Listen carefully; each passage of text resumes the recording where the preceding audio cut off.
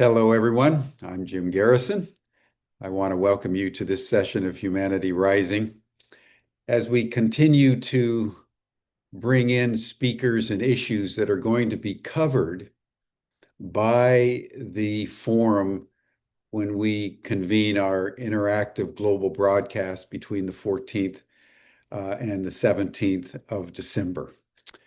It's a very exciting period. We have been shape-shifting, as you all know, over the last month or so. About 3 weeks ago, we made the decision to go online. We had been planning for a major event at the Omni Shoreham Hotel in Washington, D.C. We'd invited people from around the world. And then because of the visa restrictions from the Trump administration, it became impossible for many of the speakers to feel safe, even coming to the United States and risking being stopped, detained, and at the borders and possibly deported to third countries against their will. We also had concern among people even inside the United States, given the fact that the Trump administration has been deploying the U.S. military in violation of federal law in cities around the country. So we were forced very reluctantly to shapeshift into an interactive global online broadcast so that we could open the forum back up to the world, where something like the State of the World Forum properly belongs. So each week now, through the forum in December, we're going to be bringing in various speakers and issues, as I mentioned, that we'll be highlighting in the forum as we unfold a process between 2025 and 2030, possibly beyond, really designed to catalyze a new paradigm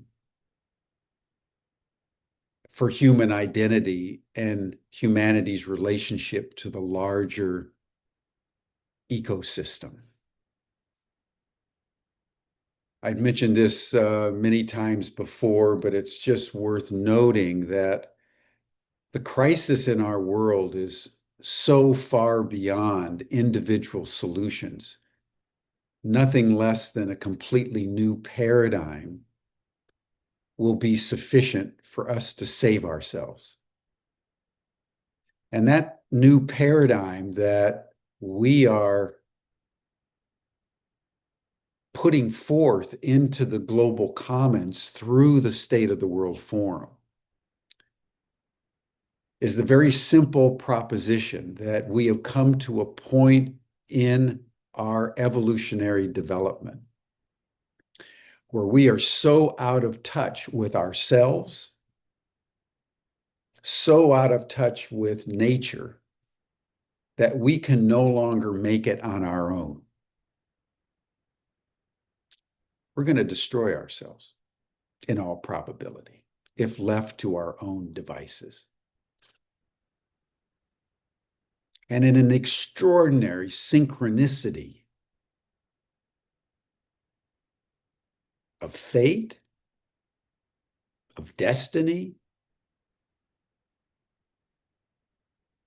we find ourselves as we're teetering on the brink of self-destruction, all of a sudden becoming aware that we are not the apex intelligence on planet Earth. The first apex intelligence is nature. We're going to talk about that in a moment. Even if humanity takes itself out of the game, nature will reconstitute and evolution will continue as it always does to become more complex, sophisticated, and integrated. We've also unleashed artificial intelligence an intelligence that now is clocking out to 500,000, 2,000 IQs, when the genius of an Einstein was only at about, what, 170? So AI is so outstripping human intelligence right now that the servant is rapidly becoming the master in a profoundly transformational and troubling way. And as if this isn't enough, the US government and the intelligence and military communities of the United States and now other countries are telling us that technically advanced non-human intelligences are on Earth. And there is incontrovertible evidence now of sustained contact and communication. So the reality that we're pondering through the State of the World Forum is we've got four intelligences here. We got human intelligence, we got nature intelligence, we have artificial intelligence, and we have cosmic intelligence. And the great challenge for humanity in this moment is to understand that and begin the process of learning who these intelligences are and how to communicate with them intelligibly so that we can co-create with them a flourishing future. That's what's up for the human race, most fundamentally. And the singular mission of the State of the World Forum is to seed this new mean into the global commons, particularly among the youth. And we're doing it, as you know, through an award, $100,000 for any of you that want to earn some money thinking and submitting a proposal for how humanity now interacts with these different intelligences in a synergistic and positive way. It's completely for free. There's only one rule. You have to consult with one or more of the other intelligences to come up with your proposal. That's what's going to happen at the State of the World Forum. I'll put the link in the chat box at stateoftheworld.forum. We urge all of you to attend, to have watch parties, and to participate through experience in what we're calling the multi-intelligence revolution of our time. So today we want to focus in on one of the intelligences. That's nature intelligence, looking at mycelium. And to introduce this subject, I want to welcome back to Humanity Rising someone that all of you are well familiar with, a very good friend and colleague, Ed Muller, who was actually one of the co-founders in a way of Humanity Rising, because he did a lot of heavy lifting in the early days in a development of regeneration programs and all kinds of environmentally related programming. He's the president of the University for International Cooperation. He's passionate about the environment. He's at the forefront of the global networks around regeneration and biodiversity. And he's going to be present at the State of the World Forum. And in fact, he's developing a strategic initiative for the forum around the World Mycelium Network that he's going to tell us about today. So Ed, thanks so much for coming back on, and I turn the program over to you. Thank you, Jim. It's so great to be back. I see so many friends listening here. It's been a while, and It's amazing. 100 and what sessions we have? 1,000 and hundreds and some sessions. Amazing. And this is going to move forward. I am going to be speaking together with Marty. Marty is the person who has been behind the development. You can turn on your video, Marty.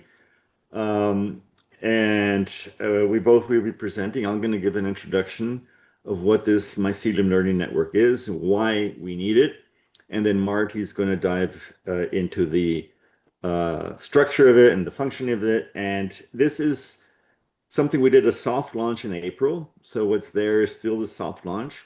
We're preparing for the full launch over the next months. But I'll let those details for later. So I'm gonna just give an introduction on why we need this platform, why we are needing to come together. As Jim said, we have two big challenges right now, and it is nature's intelligence and AI. We haven't gotten space in the mycelium for cosmic intelligence. We have to work on that, Marty. I think that would be a tremendous thing. And of course, we have our human intelligence behind this. But we are dealing with the death of nature, clearly the death of nature, and a rapid death of nature, and the birth of a superpower, intelligent system that's artificially developed, and now it's actually learning from itself.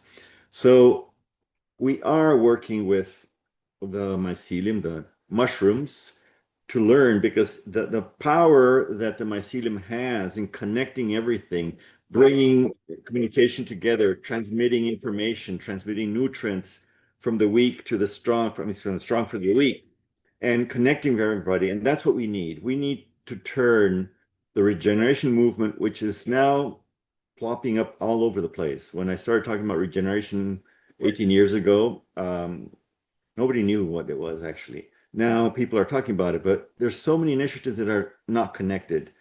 And we don't have enough people trained, educated in regeneration to move forward.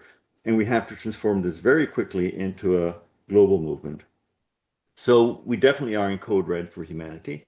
We have crossed many of the dangerous tipping points. Just last year alone, 10% of our global population was displaced. We had 152 unprecedented events. That's events that had never happened before. And it's just going to get worse and worse and worse unless we turn things around. So how much time do we have to turn things around? Well, I don't have a glass ball, but a crystal ball, but definitely science is telling us that we are late and we need to accelerate this transformation process. We have lots of information. We know that we've now exceeded 7 of the 9 planetary boundaries, which are considered those that supply a safe operating space for us to develop ourselves as humanity. And I don't know, I still don't understand why humanity is focused on CO2. We have this addiction and we're focusing on reducing future emissions of CO2, and we're just forgetting about the rest of the planetary boundaries, which actually are easier to tackle. So nature is disappearing before our eyes very rapidly. We're getting into dangerous areas where ecosystems will not function anymore, and we won't have the natural systems that provide the services for us. And as a good friend of mine, Larry Copal, says, none of what we're seeing, none of those 600 events from last year have been ever caused by future emissions. So this focus on reducing future emissions and developing electric cars, they're all good, but they're not going to solve our issues. So we are looking at exponential change in terms of nature collapse, in terms of technology. I don't know what the planet is going to be looking like in the next 10 years. 30 years ago, I could have an idea. Right now, I don't. And what will we be doing as humans in 10 years or in 5 years? You know, what professions will exist? What new professions do we require? Which universities are actually training the professionals that we need? How do we convert the current challenges into opportunities? We know biodiversity is collapsing. What if I told you that we can actually bring biodiversity back through food production? What if I told you we can actually revert climate change with cattle? We don't have to kill the cattle. What if I told you we can bring the water cycle back just through agriculture and the way we produce our food and fiber? What if I told you that we can regenerate this massive destruction of life in the soils that we've caused? We've seen results in a few weeks. It's just amazing the power nature has if we let it do its job and we just support it. What if I told you that CO2 could be our best ally together with nitrogen? Both are free of charge. Nature gives them to us. All we have to do is use them to accelerate the best machine that has ever been invented, which is photosynthesis, and take that carbon from the sky and put it underneath our feet. So we definitely will be facing very, very big challenges. We know that we cannot avoid more suffering. It's coming, but we are still on time to build the future we want. And that is something we have very clear. But to do this, we need to find multiple pathways together. We need to do mass collaboration, mass participation, and that's what my good friend John D. Lewis says all the time. But we need also massive action. So this is an invitation for all of you to join us in this global movement to create a future of abundance and well-being. That we all need to come together, forget everything else.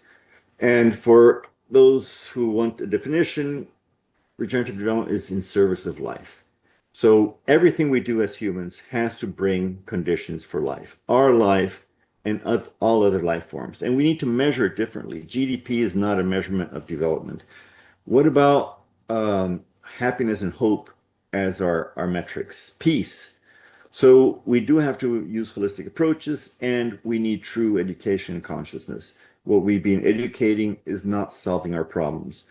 It's all good, but we need additionally to add another dimension to education. That's what we're going to talk about. So we start by using nature's wisdom. I mean, 3.8 billion years of wisdom is amazing. It's there for us to use. We have tools like functional biomimetically to access this wisdom.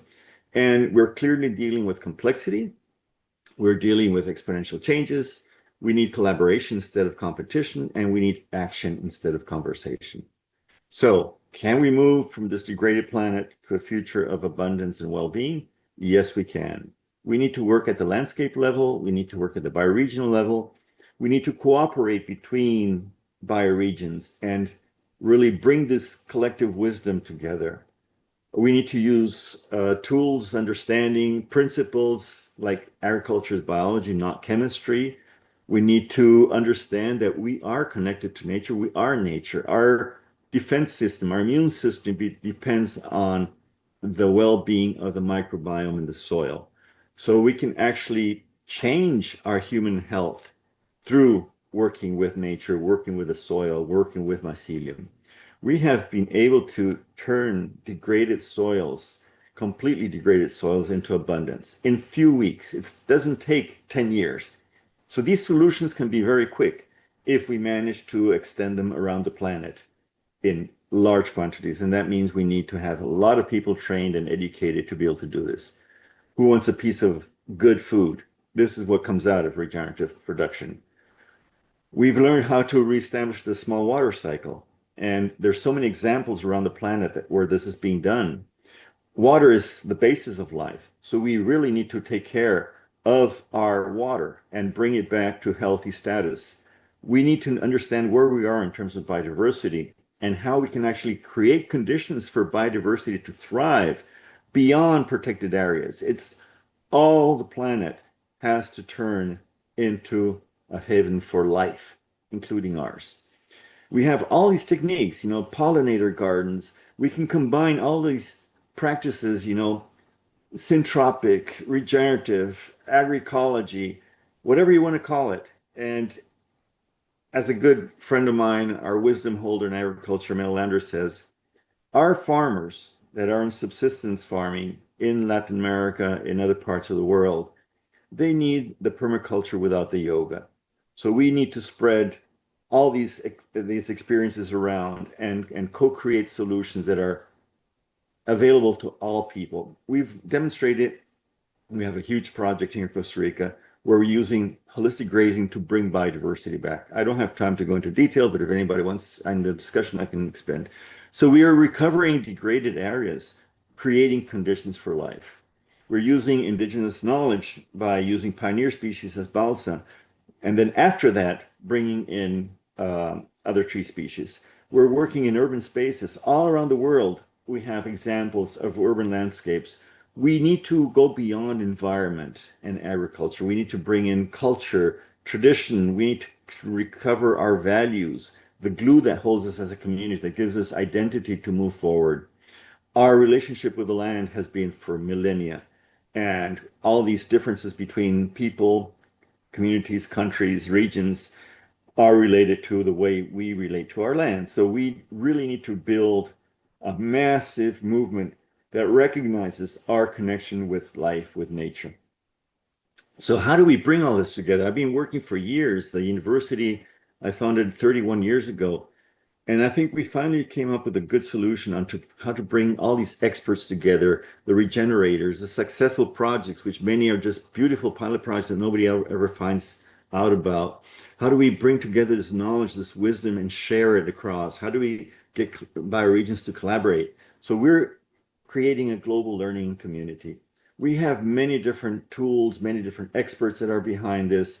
A lot of them are friends. A lot of them are already helping us with courses and with projects and so on. This is John Fullerton from Regenerative Economics, one of the leaders.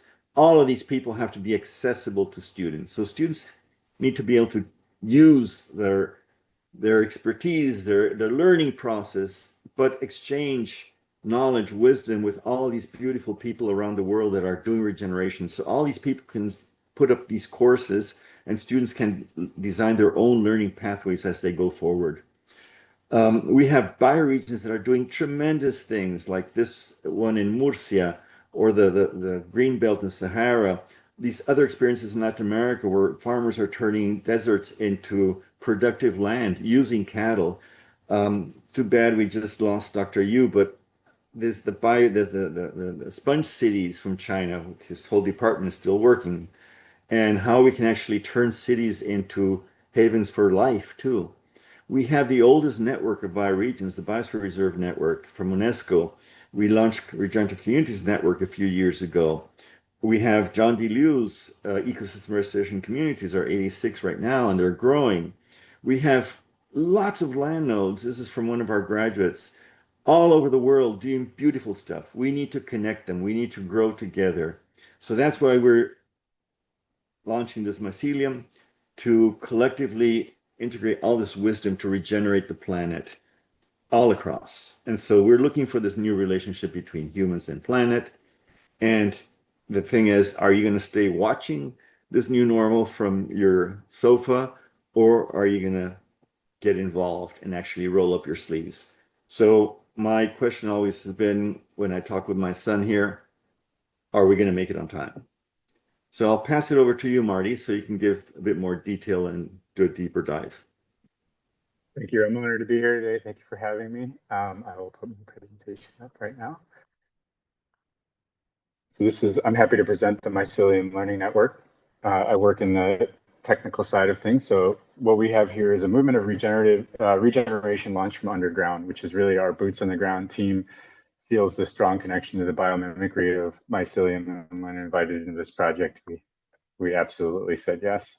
So what are we here for, and what are we trying to do in the world is, first, as my slides progress here, we believe, I apologize, moving too quickly. I clicked the buttons too fast, my apologies. So we believe in a world of interconnected and activated communities. This is what we're talking about today, collaboration and action. And we believe that rooted in our places and exchanging wisdom, we will be able to restore ecosystems through this collective action. And this is the true belief and the foundation of where we start with mycelium, because in the contrast, we are isolated.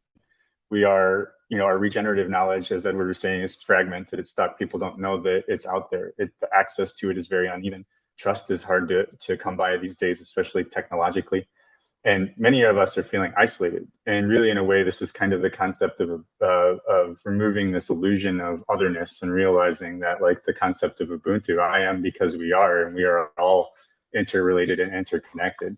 And because of this, we need the systems that support that. So the time is now. We all feel that time. When we met Edward and our team came together, we're worldwide nomads that have come together around a shared vision. And when we heard the vision of mycelium, we heard our own vision, and it was easy to join and easy to participate because all the wisdom and energy, the leadership, it already exists. There are people like Edward and Jim and this whole network. So it's not an option anymore. It's necessary as we see those planetary boundaries that we're crossing. And so it starts with connection and all of each other and with our earth and with nature and through these shared experiences and shared knowledge. And we know that. And so as we move through, oops.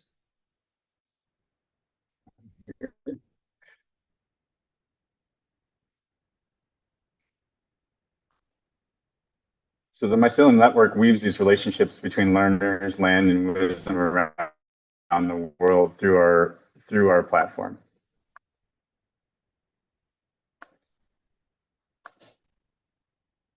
So we have 4 main pathways to regeneration that we're going to explore now. And those are about us, people seeking meaningful experiences with the mentors and masters in places of safety and regeneration. So Mycelium is building a personalized and dynamic journey into these regenerative actions and through this leadership by calling to action and providing infrastructure, the digital infrastructure needed for this future.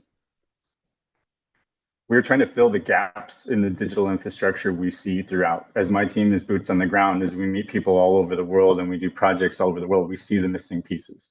So we actually have these 4 main ways that we catalyze regeneration through action. So by curating events and experiences with our online event platform, by creating the pathways to practical learning through our educational pieces, bringing these worldwide mentors and masters to the table to help us have access to this worldwide in a way that's meaningful with regenerative education that we need to fill those gaps for the future of regeneration, to connect all the various stakeholders, like the people here in this call and all the people we get to meet along the way that are yearning for those connections with other regenerators, and then empowering these existing land nodes by helping them be found and be seen in a way that makes sense for the future and for the interconnection and the matchmaking that we need to have for resources to meet land nodes and people to find their place and their pathway in for those land nodes to invite in and create that culture of exchange and regeneration. And they exist all over the world, and we have more and more adding to the system every day. So we feel like our strength is the trust that we build through these relationships and as we cultivate this living system. So we work to have theory meet with practice. So really what Edward was saying about, are we going to stand by and have a conversation, or are we going to take action? So we're really building this platform to catalyze action. So we try to take that vision that we have and put it into these actionable components of our website, and take that digital realm that we have to prepare for, that the AI, as Jim brought it up, that we need to be prepared for, that we need to know how to understand and align it with the way of the natural world, those systems that we talk about that have been around for 3.8 billion years, that really helps these grassroots partners that we have all over the world connect in their bioregions with global sponsors and partners and volunteers and even people to live in these communities.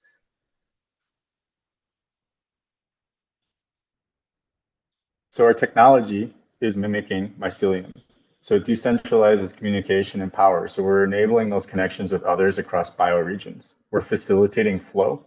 So we're making sure that the channels of knowledge and resources and tools are where they need to be. And we evolve to meet the needs. So as we learn things, the platform can adjust. And so we're not built with this rigidity, but rather an anti-fragility, where we have remaining dynamic, or we have dynamic growth and changes to the platform to meet all of the needs that continuously evolve and change in the fastest ever changing technical landscape we've ever seen.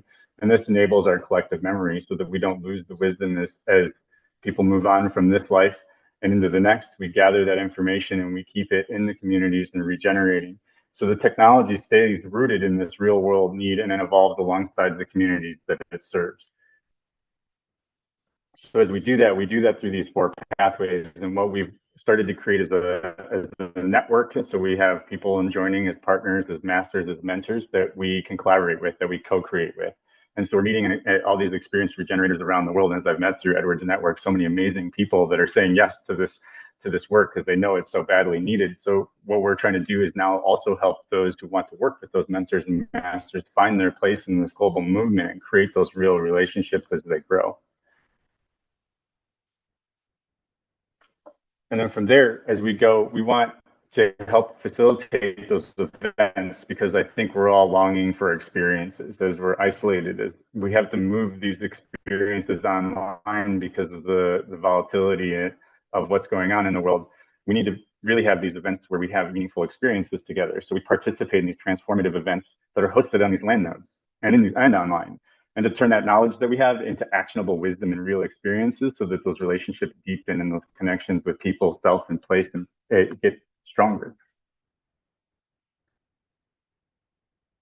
As we move through the events, we also go into the land nodes, and what we really need to do is explore, like not just maintain places that people can't go, but the integration of people in those places, and they're all over the world, and we're seeing such beautiful projects activate on our platform, and we're able to then sort through those and build strong search systems that are launching this week and next week for our land nodes, and it will also come for our people, so that you'll be able to organize by bioregion, by activity, by type of regeneration, so that we can quickly find each other and raise our hands if we're ready to participate with each other, and in a beautiful format that many are unable to achieve in places with digital gaps. And so we seek to bring that together in a nice, beautiful format and in a way that's future-proof, so that we have these organized around things that we can leverage AI to make meaningful connections instead of being swallowed by the AI and not being found. So it's about really creating thriving relationships with the land. So we understand the diverse story and the place that's unique to every bioregion, and we start thinking about places in bioregional instead of the political boundaries only. And then we're inspired through these connections of reciprocity and all the possibilities, because I know every time my team sees these new projects, we're like, this exists, this is amazing, and it builds your energy, it builds your momentum, it builds the reality that this is happening. And then we're inviting people to visit these land nodes to have genuine regenerative experiences, because really walking through those gardens is more than any words can express. When you feel the soil and your feet and you touch that soil and you eat from those gardens, it changes you. And we want more people to have those life-changing experiences and those connections to people, to planet, to their food source. And then through UCI and the amazing intellect and intelligence and wisdom that we've gathered throughout the 30 plus years that Edward's been at this, we have a strong learning community with a really great backbone of education, so that we can create this online pathways to support people on the ground with unique pathways for students to go through, that is really about finding the types of things that connect to you and the ways that you want to express your regeneration in the world. So you're learning from others that are doing it, not just theory, but from practice, and learning from their challenges and the things that they thought would be easy that weren't, and to shortcut those learning curves and really make that the possibility of regeneration exponential. And then taking courses from these flexible, dynamic platforms, even serving offline where people don't have access to online, and making sure things are accessible is a huge part of how we're going to make regeneration real in the world. Blending the online with the offline is one of the biggest challenges in the world that we're trying to take on. So it doesn't really matter where you are in your path of regeneration, whether you're brand new to it and you're feeling that calling, or you've had a shared vision that you're seeing come alive, or you're like us, getting our hands dirty in the jungle and get with our boots in the ground. There's a place for you. And that's the point of the Mycelium Network, is that we're creating all these places and these infrastructure for us to come together, celebrate what it is to be human, what it is to be with nature, and what it is to be with each other, and have a hopeful future where we can do this, but it's only really possible together. And so this entire platform is built on collaboration and is built to evolve as we learn things. So it's not a rigid system, but something we built with a lot of function, with a lot more function in our roadmap. As we gain new partners and we gain new resources, we'll be able to strengthen our collaboration and provide more reciprocity and enable these relationships worldwide. And so I encourage everybody listening here to join us in one way or another. Connect with us, add yourself to the network, come have experiences, bring your experiences and your events to us, explore the land nodes, learn where these places are, be inspired, and then take some courses as we launch. And like Edward said, we launched in beta in April, and every quarter we have massive upgrades. And as we gain more resource partners, we're able to scale our team. And in our initial experiences, we've had over 300 positive yeses to join the platform in all the different avenues that we have. And our team is very lit up and very excited about the possibility of the future of regeneration. So we encourage you to connect through these. And I appreciate you very much. Thank you for the time today, and ready for the questions.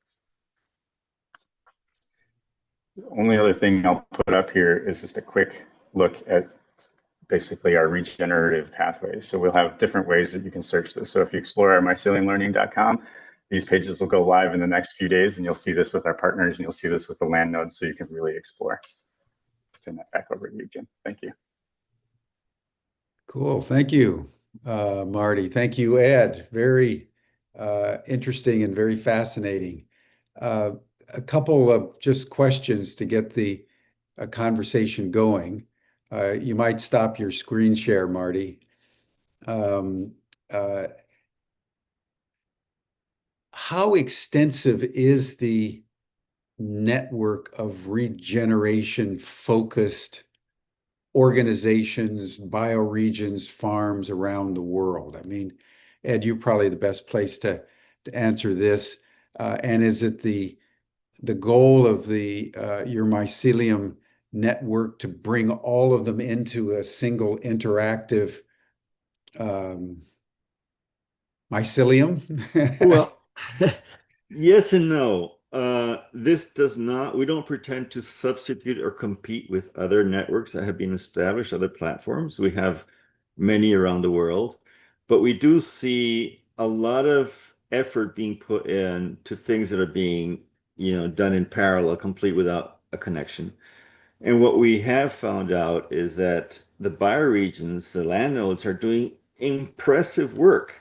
It's not only academia, actually, academia is lagging behind, often lagging behind because of the reductionist approach. They're in a department, they're under a tight space, whereas practitioners on the ground, they're bringing these results. And indigenous people, we're bringing in indigenous knowledge, traditional knowledge.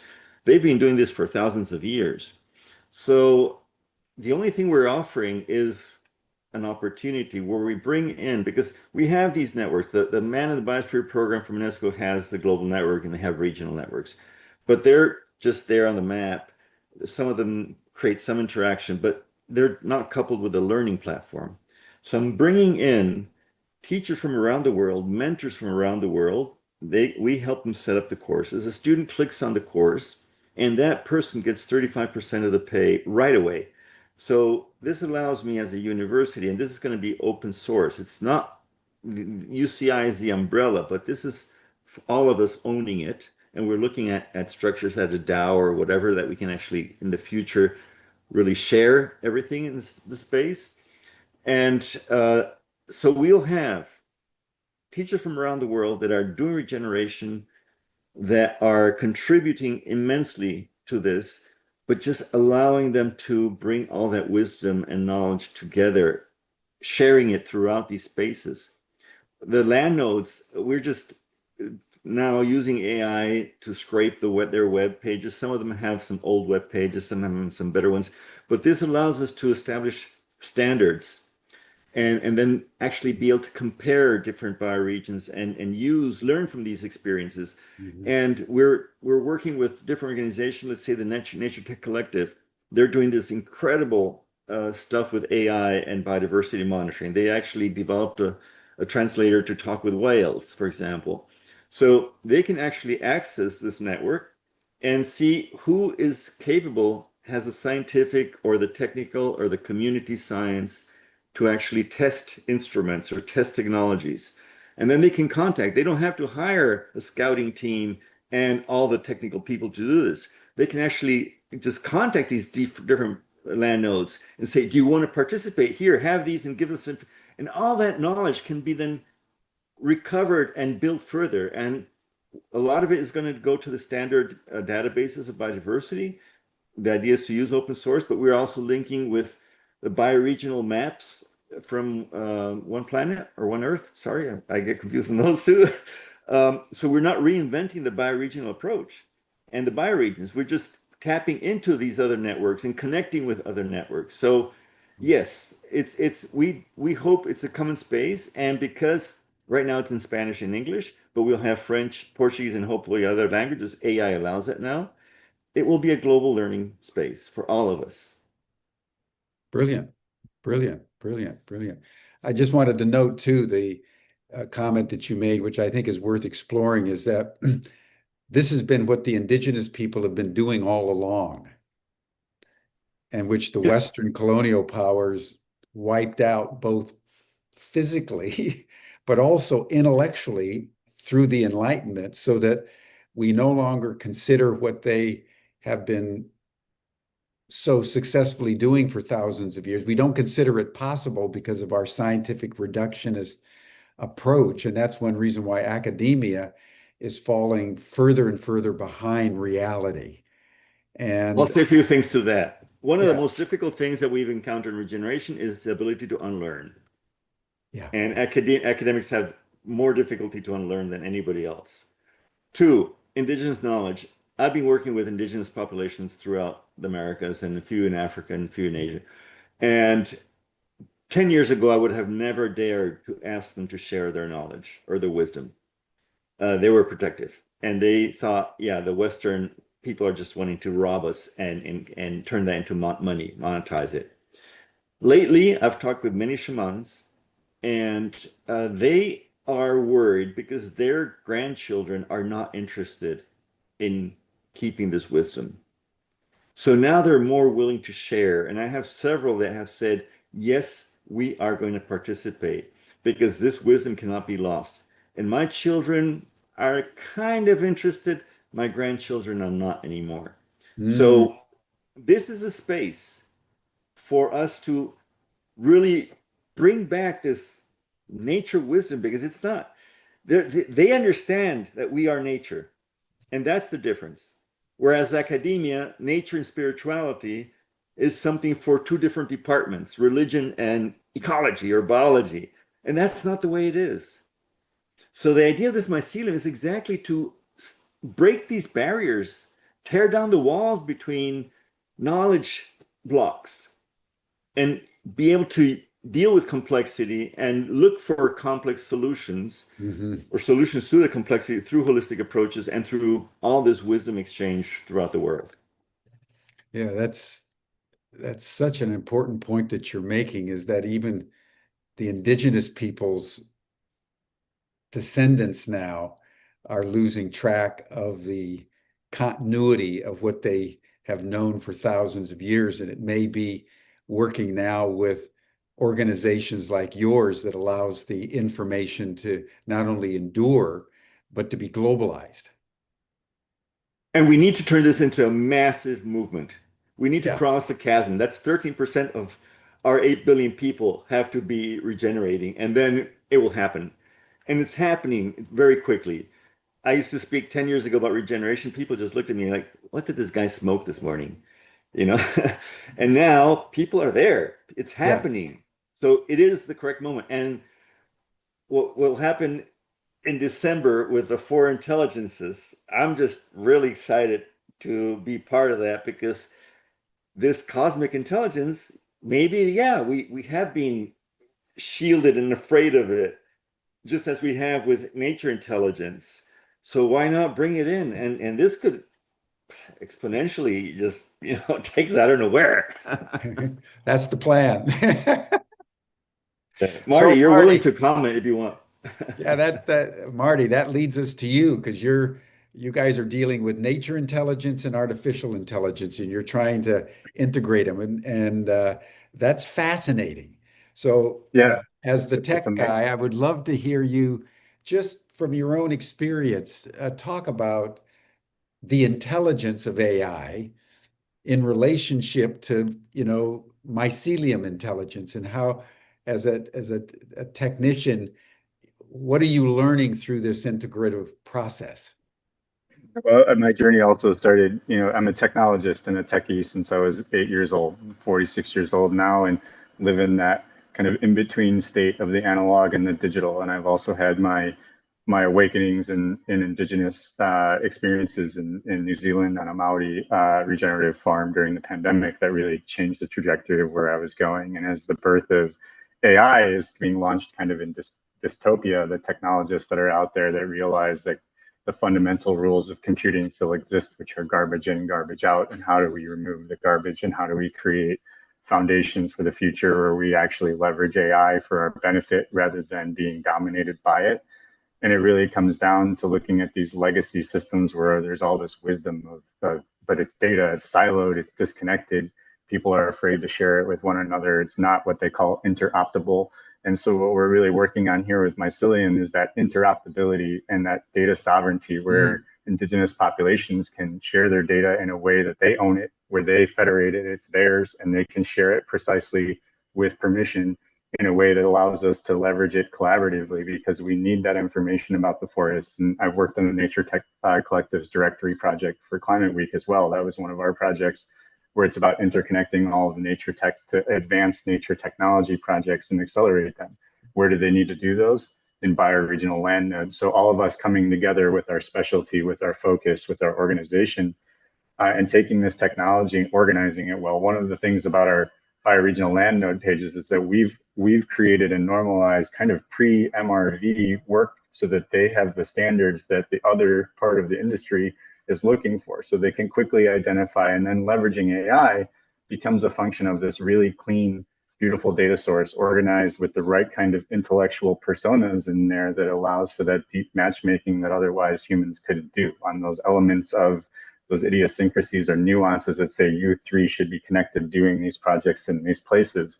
And that's what we're building Mycelium for. And one of the biggest things that we're looking in our future roadmap is those resource partners to help us scale those platforms, because we can build them. All the technology that we need is already here. It just needs to be orchestrated and configured in a way that isn't about dominating and hoarding, but rather about sharing sovereignly and protecting those wisdoms and making sure we're accelerating the change we wish to see.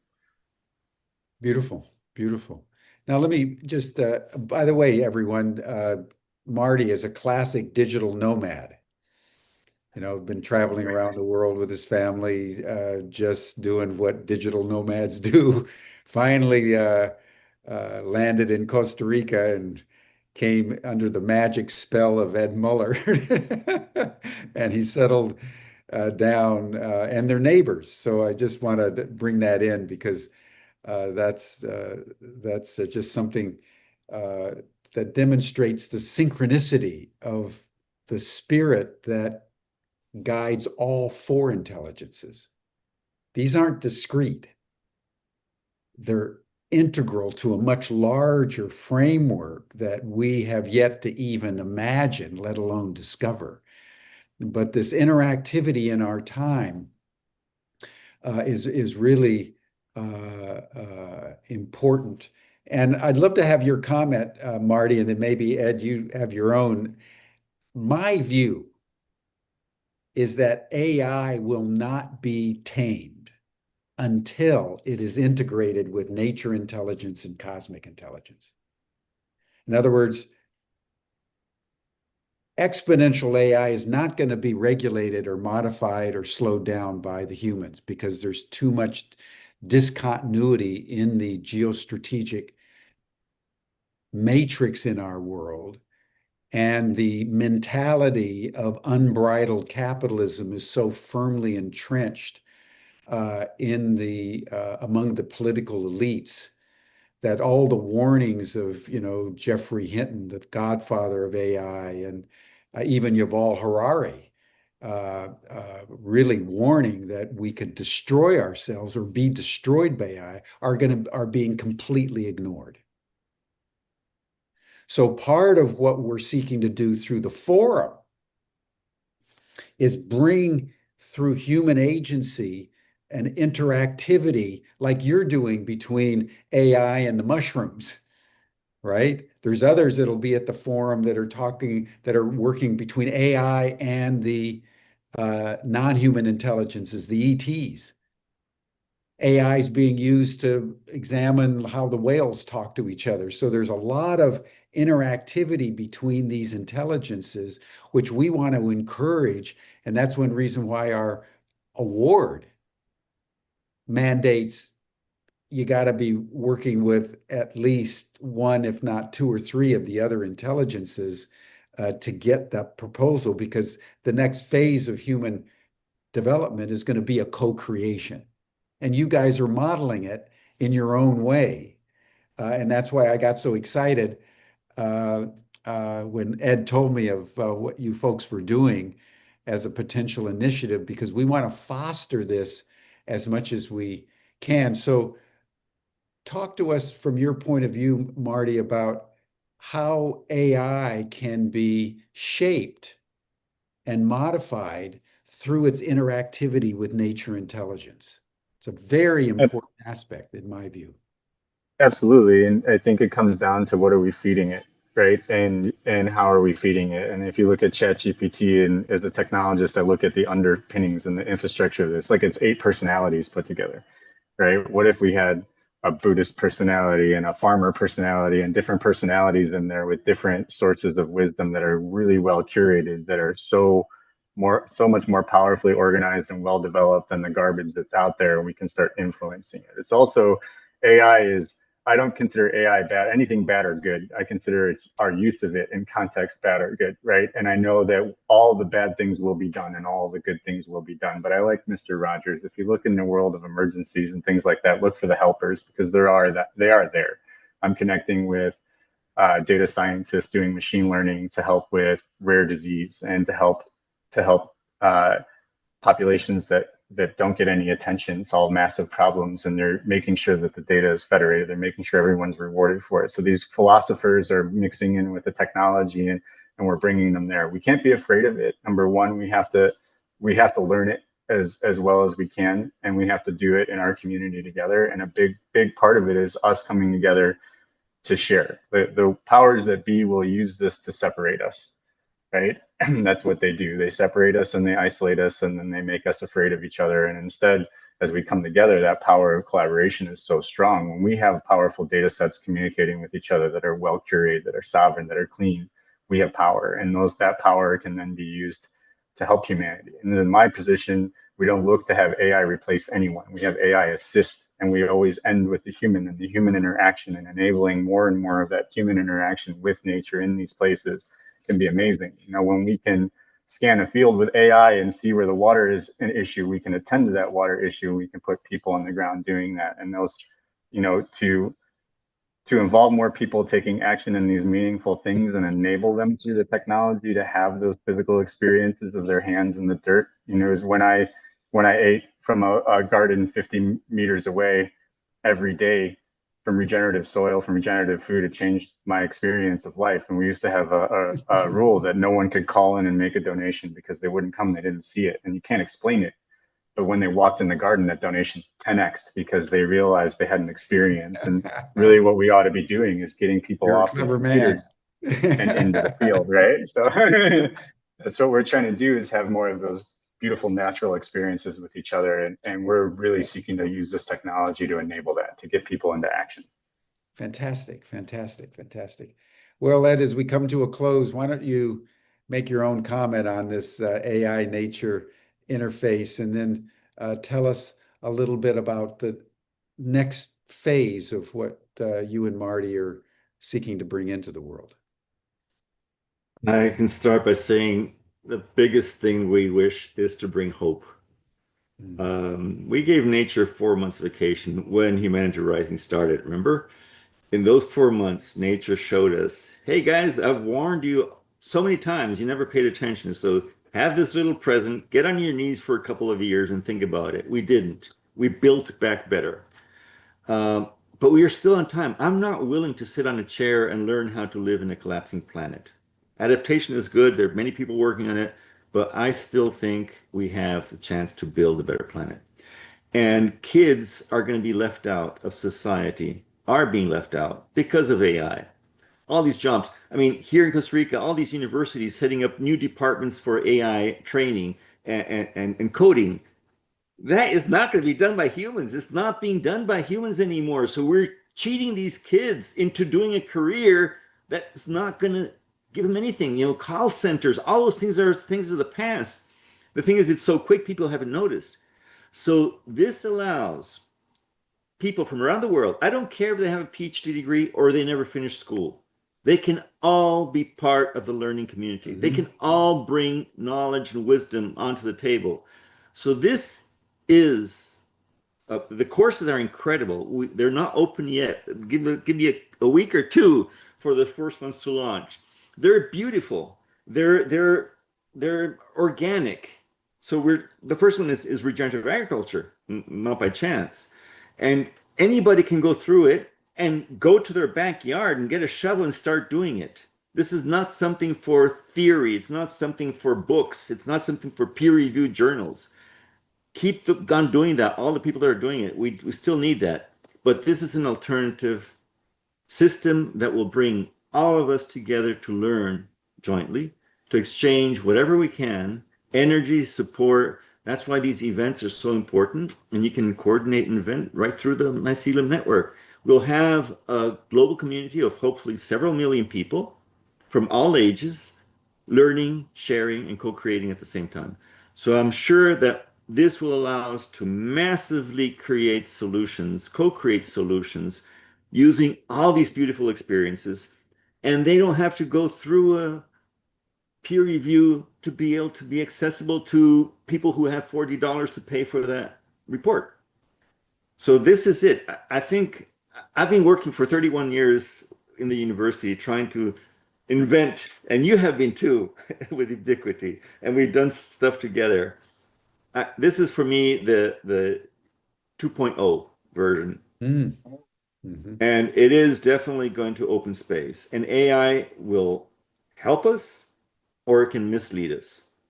And I'm also working on a digital twin, a global digital twin, so we can actually clean out all the junk and correct all this fake news, correct all of this horrible thing that's happening, tearing us apart, making us enemies, and bring us all back together. So that will also be built into the mycelium in the future, where students can actually ask, what do I study? You know, I like this and I like that, but is there a future in that profession or not?